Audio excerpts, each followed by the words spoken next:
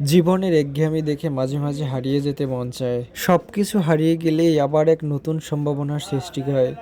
এই যে আমার পিছনে আমড়া গাছটি দেখতে পাচ্ছেন, একটা সময় পাতায় ফুলে ফলে একদম পরিপূর্ণ ছিল। আজ এই গাছটিকে দেখলে মনে হয় সে একদমই মৃত। গাছটির কোথাও একটি ফুল ফল পাতা কিচ্ছু নেই একদম।